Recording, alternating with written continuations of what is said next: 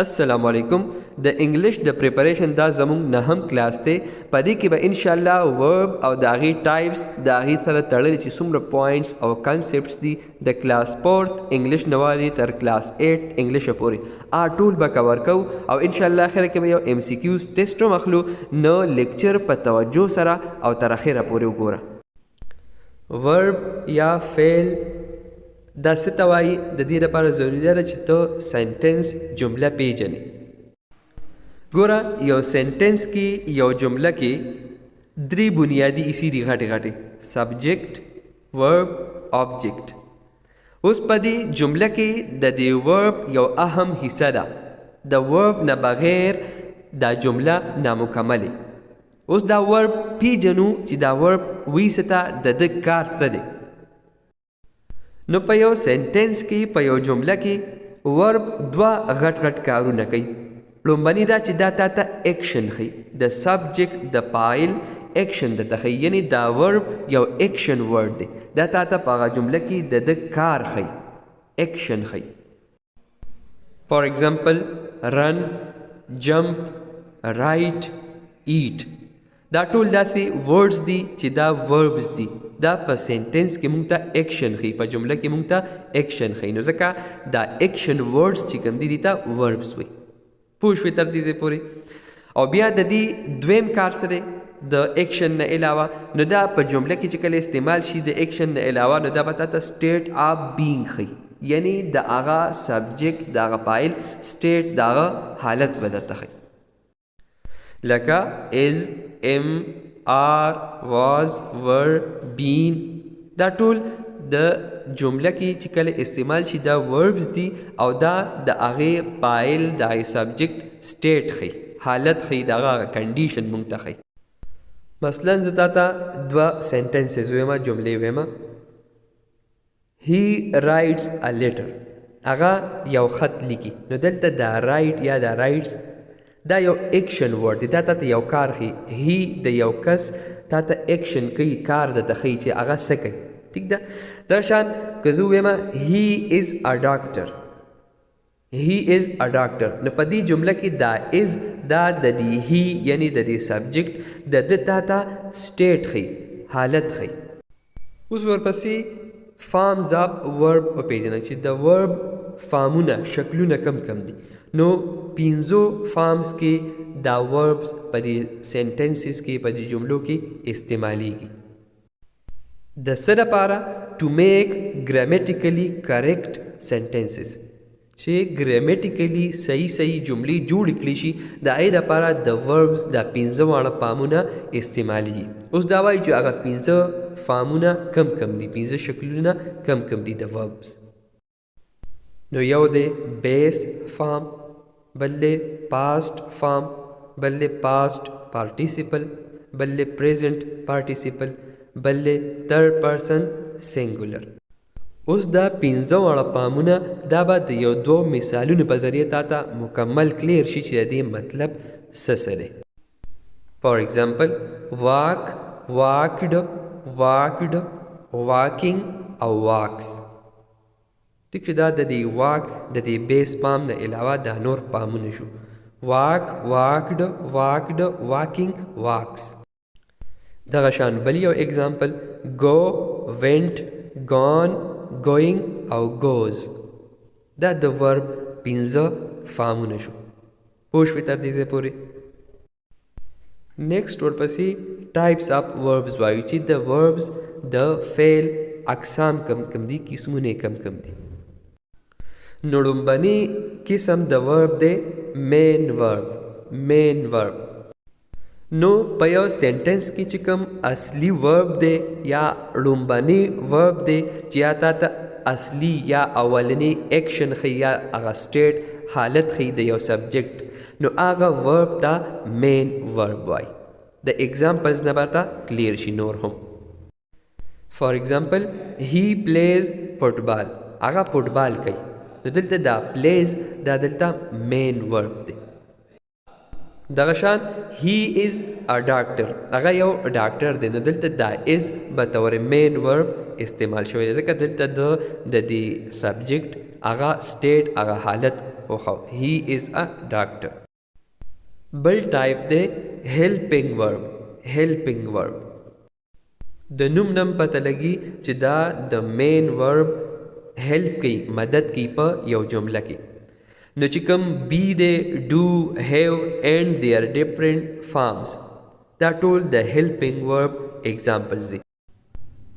دې ته auxiliary verb هم وایي، د هیلپینګ ورب ته auxiliary verb هم وایي. دا یاد ساته چې دا ته یادي چې کله دا هیلپینګ وربز یا دا auxiliary verbs په یو سنټنس کې جمله کې استعمال شوي، نو دا ته ټینس ایکسپریس کوي.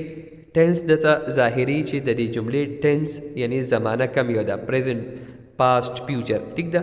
موډ دته ښیي، دا هغه جملې موډ ښیي، یا هغه وایس دته ښیي، ایکټیو یا پیسیو وایس. ټیک ده. اب د مین ورب چې کوم مین ورب په جمله کې استعمال شوی دی، د هغې ټینس دته ښیي، د هغې موډ ښیي، یا د هغې ته ایکټیو پیسیو وایس ښیي. پوه شوې تر دې ځای پورې؟ نو دې ته هیلپینګ وربز یا auxiliary verbs وایي. د دې ایگزامپلز چې کوم دي نو هغه دی از، آر، ام، هیز، هیو، هیډ، ډو، ډز، ډیډ، واز، ور، بی، بین، بینګ. دا ټول هیلپینګ وربز دي یا auxiliary verbs دي. دا د دې مثالونه دي، دا یاد ساته. اوس د بک ایگزامپل ما اخیستی دي چې کوم ځای کې هیلپینګ وربز په سنټنسز کې په جملو کې استعمال شوي دي. لکه علی از کلایمبینګ د ټری، دلته از هیلپینګ ورب دی. سولجرز آر فایټینګ بریولی، آر هیلپینګ ورب دی. د بوایز ډیډ ناٹ فینش دیئر ورک، ډیډ چې کوم دی دلته هیلپینګ ورب دی. آئی ایم ریډینګ ا بک، ایم دلته هیلپینګ ورب دی. Kashif's uncle had told us many stories about Pakistani soldiers. Had delta helping verb di. She has bought a new dress. Delta da has chikam de helping verb di. Aw da chikim climbing, fighting, finish, reading, told, bought, da told pake main verb di. Aw da di da madad cha kade de, no di helping verbs kade de ya auxiliary verbs kade de. پوه شو اوس په کنسپټ باندې. او په دې جمله کې موږ ته ټینس ښولی دی، د جملې موډ یا د هغې چې کوم وایس دی هغه یې راته ښولی دی. هغه جملې چې په هغې کې هیلپینګ ورب راغلي، د هغې نیګیټیو سنټنسز، د هغې منفي جملې به څنګه جوړئ؟ د چې کوم هیلپینګ ورب یا auxiliary ورب هغه پسې ناټ ولګوه، نو د هغې جملې نه به منفي جملې جوړوي. دا ولې په ټینسز کې هم په کار راځي، دا یاد ساته. اوس چې څنګه تا ته ما سټارټ کې خبره وکړه چې بی، ډو او هیو دا هیلپینګ وربز دي. نو اوس د بی هغه وضاحت کوو، هغه لږ الابوریټ کوو، هغه ایکسپلین کوو چې بی کې کم ورب راځي، بی وربز کم دي. نو ګوره بیس فارم هغه بی دی، او چې کوم پریزنټ ټینس کې کله دا استعمال شي نو هغه ام دی، از او آر. په پاسٹ ټینس کې واز، ور، او په پریزنٹ پارټیسیپل کې بینګ، او په پاسٹ پارټیسیپل کې بین. دا ټول بی وربز دي، د دې فارمز دي. اوس دا چې کوم بی وربز دي یا ډو، ډز، ډیډ دا شو، یا چې کوم دی هیز، هیو او هیډ شو، دا په جمله کې به طور هیلپینګ ورب هم راتلی شي او به طور مین ورب هم راتلی شي. که په جمله کې مین ورب وي او بیا ورپسې بی، ډو، هیو والا سره راغلي نو هغه به په طور هیلپینګ ورب کار کوي. او که په یو جمله کې مین ورب نه او په هغه جمله کې از، ام، آر، واز، ور، بین، هیز، هیو، هیډ دا راغلي، یا ډو، ډز، ډیډ دا راغلي، نو په دغه جملو کې به دا وربز به طور مین ورب کار کوي، ځکه اوس پکې مین ورب بل نشته، نو دا هیلپینګ ورب به طور مین ورب په دې جمله کې استعمال شوي. د ایگزامپلز نه برته نور هم انشاءالله وضاحت وشي. اوس ګوره یو سایډ ته داسې سنټنسز دي، جملې دي چې هلته کې دا بی، ډو، هیو وغیره دا به طور مین ورب استعمال شوي دي. لکه آئی ایم ا اسټوډنټ، وی هیډ ا هاؤس، یو آر لیټ، هی هیز 2 siblings، دے ہیو ا بائسیکل، he did a great job.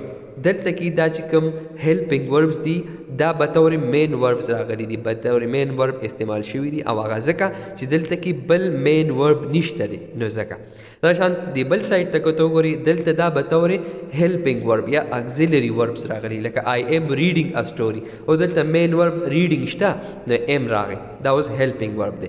وی هیډ باټ ا هاوس یو آر ګوینګ ټو سکول هی هیز written a story they have decided to go out did she pass her exam.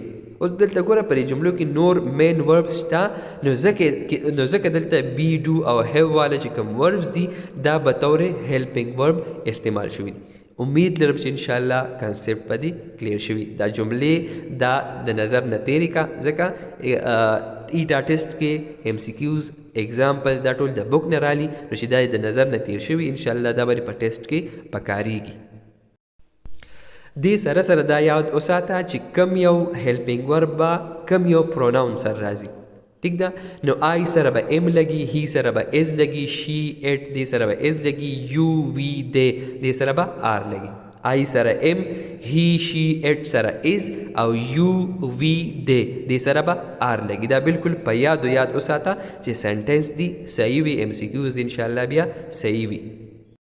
اوس د ډو فارمز وای د بی فارمز خو مونږ وی کنه چې از ام آر واز ور بین ام وی د ډو فارمز کم دي چې کم بیس فارم دی او ټیک شو ډو دی چې کم ورب دی. پریزنٹ ټینس هغه ډو دی یا ډز دی. پاسٹ ٹینس ڈیڈ دے پاسٹ پارٹیسپل هغه ڈن دے او پریزنٹ پارٹیسپل ڈوئنگ دے. اوس ڈو به کله استعمالیږي ڈو از یوزڈ with آئی یو وی دے ان د پریزنٹ ٹینس چې کله پریزنٹ ٹینس نو آئی یو وی دے دې سره به ڈو راځي. ڈز به کله راځي ڈز از یوزڈ with he she it in the present tense چې کله پریزنٹ ټینس او he she it راغلی پروناون نو ای سره به ډز لګي. did به کله لګي did is used with all pronouns in the past tense چې کله past tense په ای کې هر یو پروناون سره که هغه he she it هر یو دی ټول چې کوم دي هغې سره به did لګي. دا ډېر امپورټنټ دی دا یاد ساته. نیکسټ ورپسې د چې کوم have verb دی د دې فارمز وایو نو بیس فارم have دی. پریزنٹ ټینس کې have او has دی چې کله past tense بیا به had راځي چې پاسٹ پارټیسپلی بیا به هیډ راځي او چې پریزنٹ پارټیسپل بیا به هیوینګ راځي. دا هم ځان سره یاد ساته.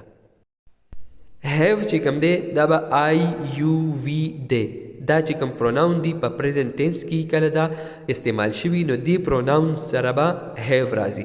هیز به هی شي اټ سره راځي په پریزنٹ ټینس کې. هیډ به ټول پروناون سره راځي خو په پاسٹ ټینس کې. دا د ایم سی کیوز لپاره ټول ډېر زیات امپورټنټ پوینټ دي دغه ټول یاد ساته. اوس د بک نه تا ما څه سکرین شاټ یې دلته لګولی دي چې کم پروناون سره کم ورب راځي بی ډو هیو کې کله بطور مین وربین او کله بطور هیلپینګ وربی نو ګوره ما دا ته کانسیپټ وخو دا ویډیو پاس کا ودروه او دا جملې لګي ریډ کا.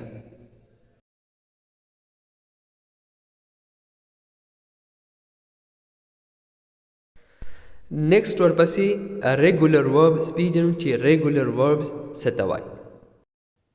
نو هغه وربس چې د هغې بیس پام نه ته پاسٹ پام یا پاسٹ پارټیسپل پام جوړې او هغې سره د ډي یا د ای ډي اضافه کې نو دغه وربس ته بیا ریګولر وربس وایي. فار ایگزامپل سٹارٹ یو بیس پام دی د یو ورب د دې نه پاسٹ پام یا پاسٹ پارټیسپل چې مونږ جوړو نو سٹارټډ د ای ډي اضافه ورسره وشوه. دغه شان پلی نو پلیډ د ای ډي اضافه وشوه پاسٹ پام کې او پاسٹ پارټیسپل کې. دغه شان ټچډ دغه شان ډیسایډډ په دې کې صرف د ډي اضافه وشوه. نو داسې قسمه وربس ته چې هغې کې مونږه د بیس پام نه پاسٹ یا پاسٹ پارټیسپل پام جوړو د ډي یا د ای ډي اضافي سره نو دغه وربس ته ریګولر وربس وایي. دا بل یو سکرین شاټ دی د بک نه. allowed behaved jumped talked پوه شوې تر دې ځای پورې. او دا یو څلور ریګولر وربس دي د دې پاست او پاست پارټیسیپل فارم جوړ کا ما ته په کمنټ کې خامخا ووایه. نیکسٹ ورپسې د ورب بل یو ټایپ دی irregular verbs. irregular verbs څه ته وایي؟ هغه وربس چې د هغې د بیس فارم نه مونږ پاست فارم یا پاست پارټیسیپل جوړو خو هغې کې د ډي یا د ای ډي اضافې والا هغه اصول هغه پیټرن نه اپلای کېږي نو دغه قسمه وربس ته irregular verbs وایي. فار ایگزامپل arise, arose, arisen, beat, beat, beaten, choose, choose, chosen, fly, flew, flown, go, went, gone. دا شان نور بلاشي وربس دي چې د هغې پاست یا پاست پارټیسیپل فارم کله مونږ جوړو نو د ډي یا د ای ډي اضافه نه کړو هغه اصول هغه پیټرن نه استعمالو د هغې نه علاوه د هغه فارمز مونږ چینج کوو نو په دې وجه ورته دې وربس ته irregular verbs وایي. نیکسٹ ټایپ ورپسې دی موډل وربس. موډل وربس څه ته وایي؟ د جمله کې د دې دپاره استعمالیږي چې هغه تاته د یو سبجیکټ ایبیلیټي یعنی د هغه قابلیت یا صلاحیت پاسبیلیټي پرمیشن یا اوبلیګیشن ایکسپریس کوي ظاهري. ایبیلیټي هم ته وي صلاحیت یا قابلیت، پاسبیلیټي چې یو څیز ممکن دی که نه دی، پرمیشن اجازت دپاره یا اوبلیګیشن څه د فرض دپاره یو څیز چې ضروري د هغې دپاره که نه نو دا وربس په سنټنس کې په جمله کې استعمالیږي. دې ته بیا موډل وربس وایي. دې سره سره دا یاد ساته چې کوم موډل وربس دي دا د اګزیلري وربس یا هیلپینګ وربس ټایپ دی، یو قسم دی. ٹھیک ده، دا جملې کې مین وربس سره سره استعمالیږي. څه چې کوم کامن ایگزامپلز دي د موډل وربس لکه کین، می، should, must, shall, will وغیرہ دا موډل وربس دي. اوس دا موډل وربس به څنګه استعمالیږي د دې په جملو کې هغه استعمال وایو.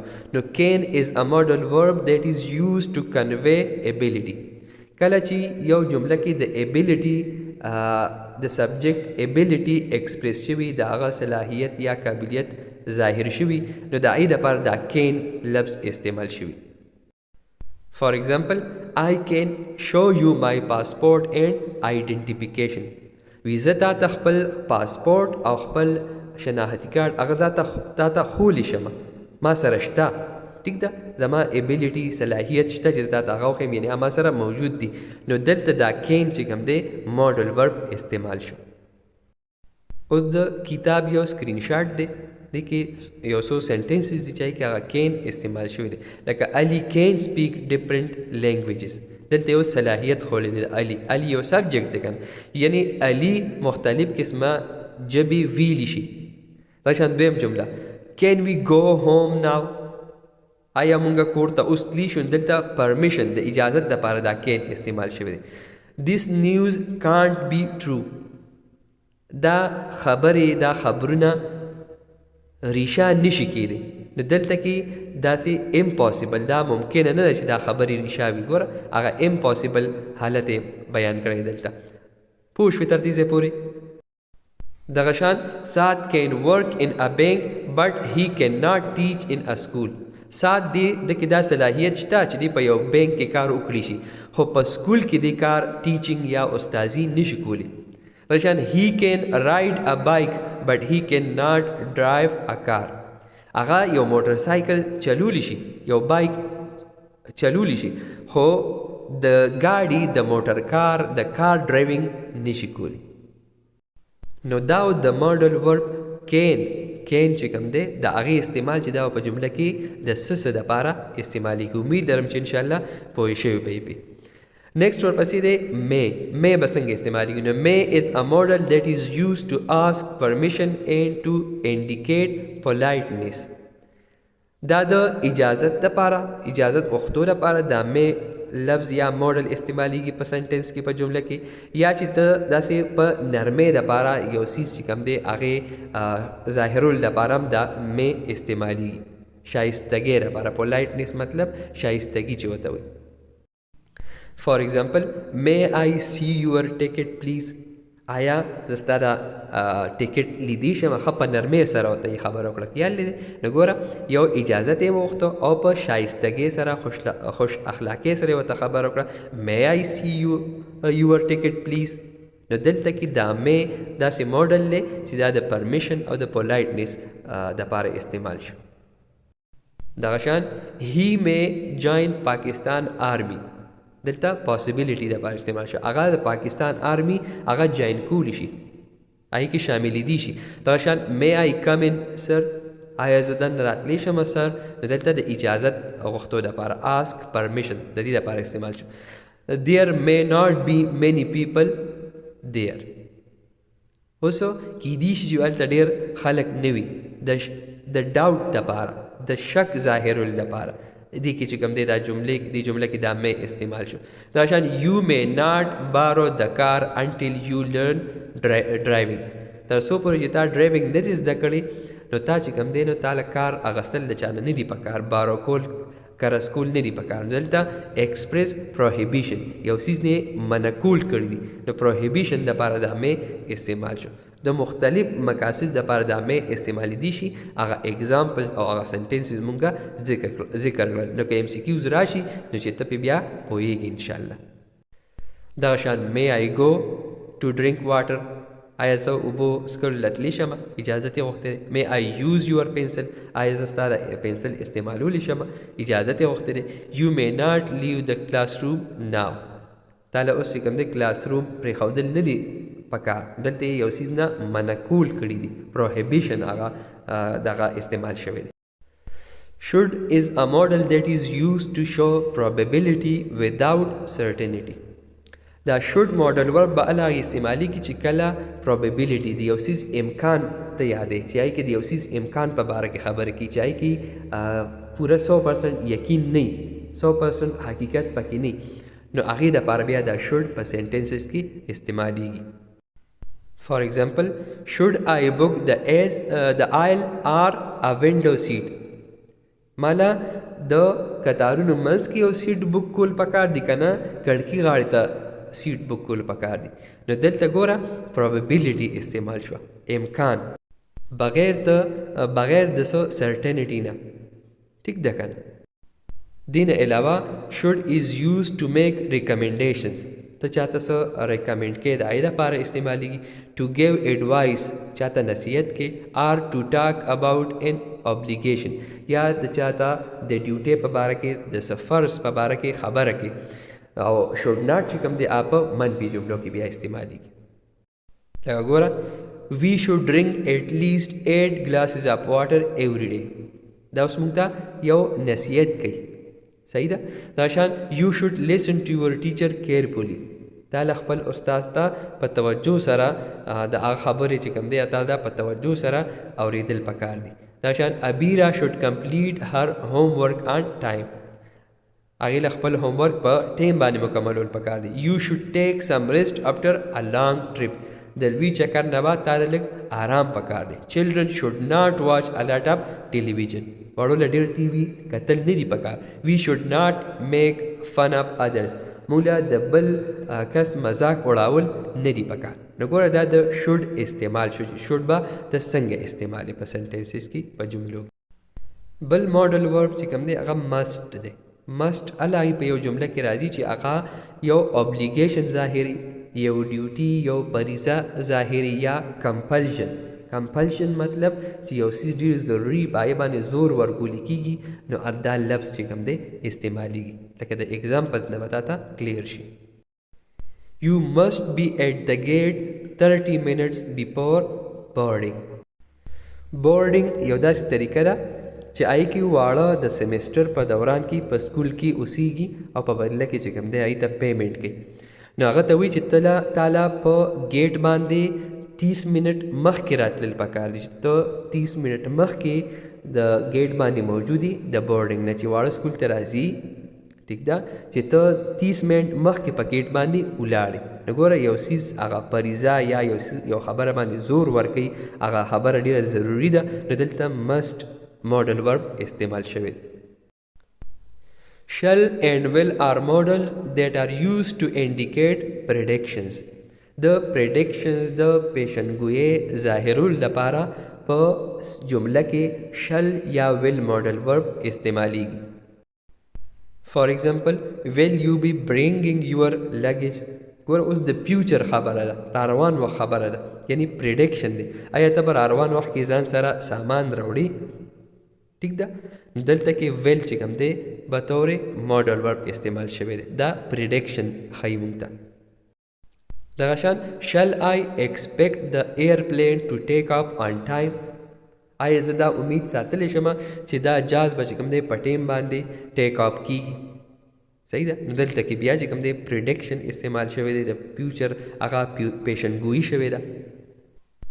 د شوډ ماډل ورب دا نور اگزامپل دی چې کله ته چاته څه ریکمنډ کې یا چاله څه تجویز ورکې نو دا شوډ ماډل ورب به استعمالي، لکه یو شوډ ټرای ټریولینګ آن د نیو ایرلاین. دا له په نوي ایرلاین باندې سفر کول پکار دی. اټ آفرز ا کمفرټیبل ټریول، ځکه هغه آرامدeh سفر دپاره، مطلب نوی ایرلاین دی نو ستا هغه سفر به دی آرامدeh وي. نو د دې دپاره The old man should avoid traveling in a rickshaw. It is difficult for him to sit in it. بوډا سړي له په رکشه کې سفر کول نه دي کول پکار، هغه اوایډ کول پکار دي، ځکه په هغې کې هغه ته ناسته او هغې کې بیا هغه سفر کول هغه ته ګران وي.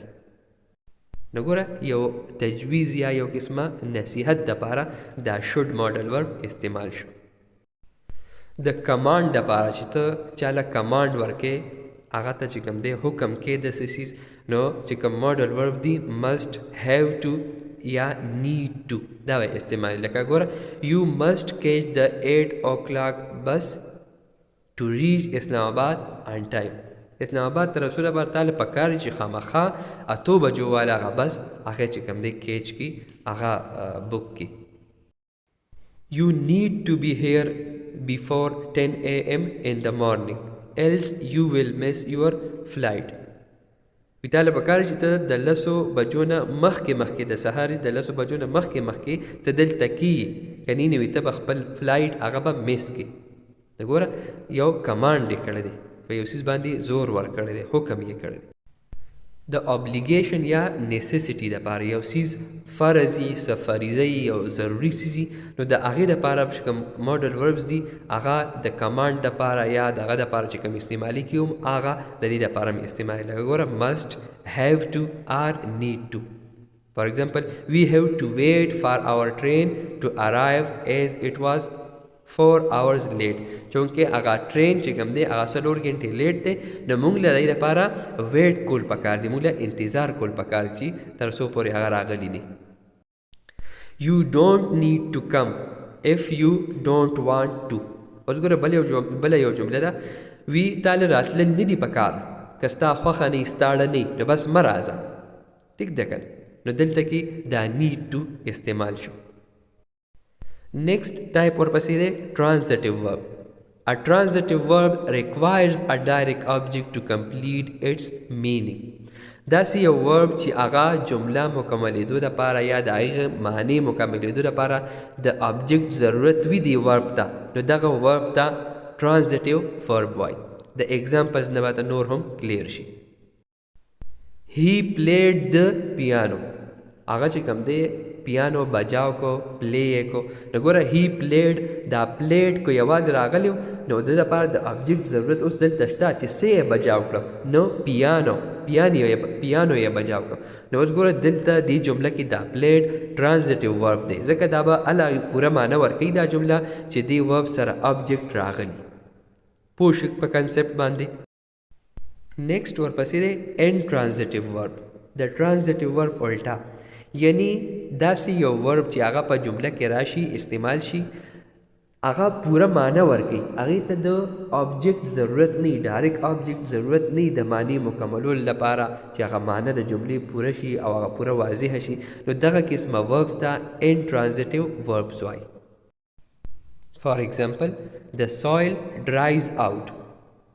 دلته کې اوس د آبجکټ ضرورت نشته دی ورب ته، نو ځکه دا یو انټرانزټیو ورب دی. She slept all day. هغه ټوله ورځ اوده وه. نو دلته کې چې کوم دی د slept ته د object یعنی د مفعول ضرورت نشته دی نو ځکه دا یو intransitive verb دی. اوس جملې راکړې دي په دې کې موږ transitive او intransitive verbs پیژنو. نو هغه جملې چې پای کې transitive verb استعمال شوی دی او هغه جملې چې پای کې intransitive verb استعمال شوی دی او هغه جملې چې پای کې نه transitive verb استعمال شوی دی نه intransitive نو هغه ټولې جملې ما جدا جدا کړې دي. دا ویډیو په دغه ځای باندې پاس کا ودروه او نمبر په نمبر د هغه جملې د هغه verbs او د هغه وضاحت لږ وګوره.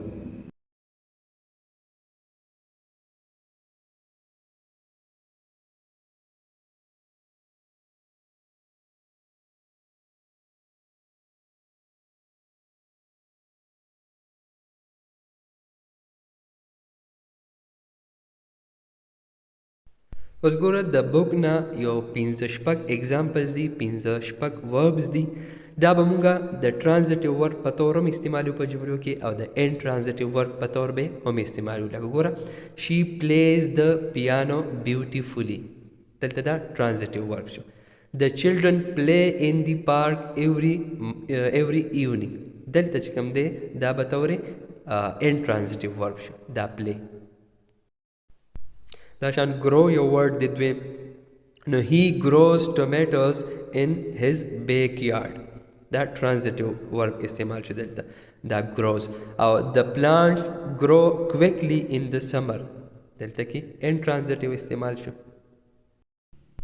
دریم verb دی arrive the package arrived at the doorstep this morning دلته کې دا arrive transitive verb شو.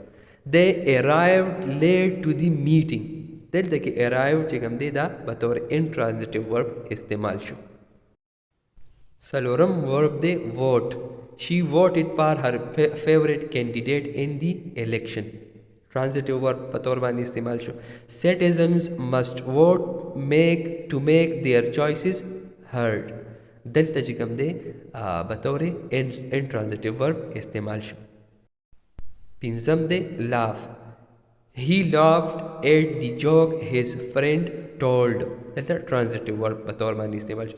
the audience laughed loudly during the comedy show دلته intransitive verb په طور باندې استعمال شو. شپږم نمبر دی originate the idea originated from a brainstorming session دلته transitive verb استعمال شو.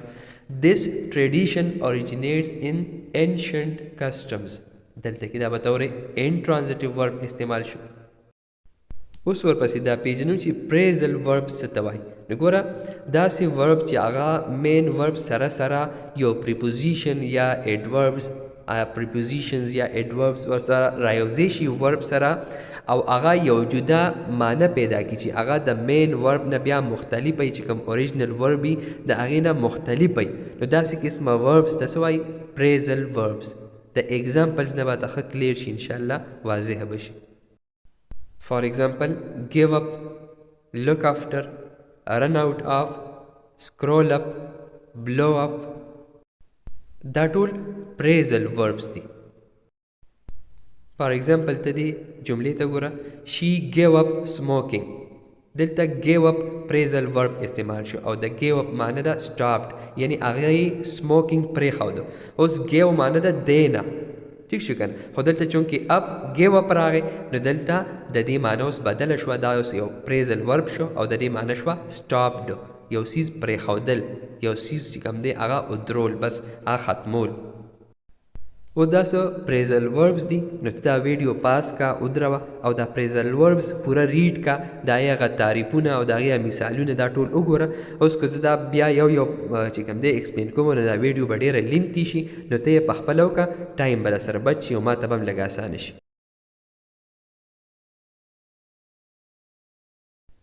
نو ګوره تا چې کوم د دې پریزل وربس اگزامپل د هغې تعریفونه او دا هر څه وکتو پوره ډیټیل دې وکتو نو په دې باندې اوس په بک کې یو پیراګراف ورکړی دی چې دا پریزل وربس په صحیح ځای باندې ولګوه. نو ما دلته کړي ته صرف دا پیراګرافس یا دا چې کوم سنټنسز دي دا ریډ کا.